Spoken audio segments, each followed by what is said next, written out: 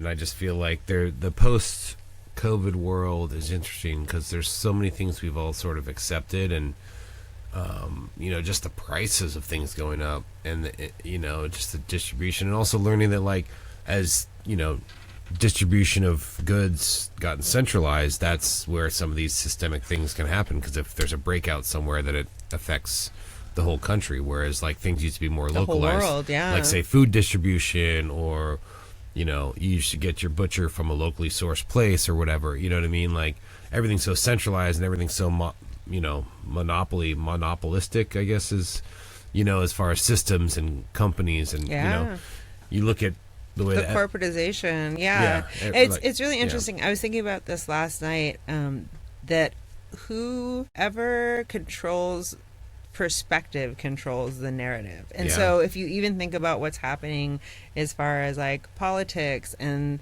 the perspective that's being, whether it's through the algorithm, whether it's through, so many laws that are being passed underneath our nose that, we think we have lived in this democratic society, and we're really realizing that it's not that. No. We've learned that we are in the corporate states of America.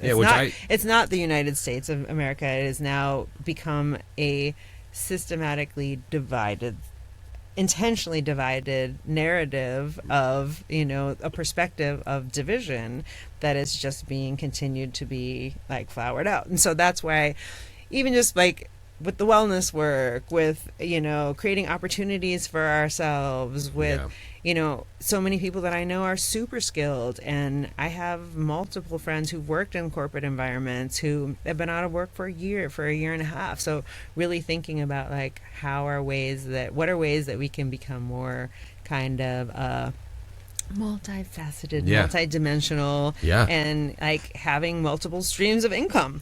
Yeah, it's like in investment, you want to diversify, and just in your skill set, and it just allows you to kind of roll with the punches and adapt to certain things that happen. I also think, like, in this age of AI and everything being commoditized, you can't commoditize or AI. I mean, I know some creatives are scared of AI, but I really feel that if you just stay creative and you resist the urge to use AI for your creativity, maybe you can use it to help expedite your creativity.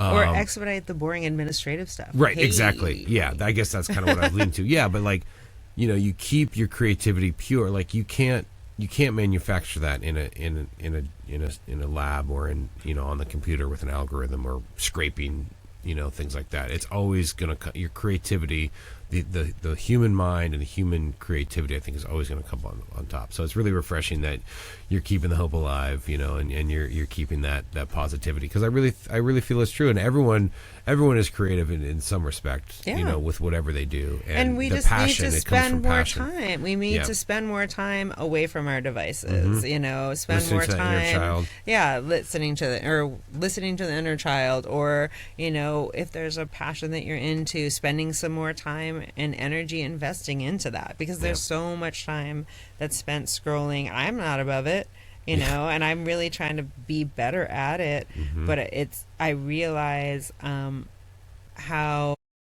I don't know, I really love this. There's a great book by Julie Cameron called The Artist's Way. Oh yeah, and I think it's one we talked about that with another guest. Yeah. Oh, I've read parts of it. Yeah, no, it it's is great. one of the best practices that there is, and Totally. I've done it before. But even with Artist's Way, of taking 20 minutes a day where you're just like writing things down, not for the sake of going back and reading them afterwards, but like, we have so much.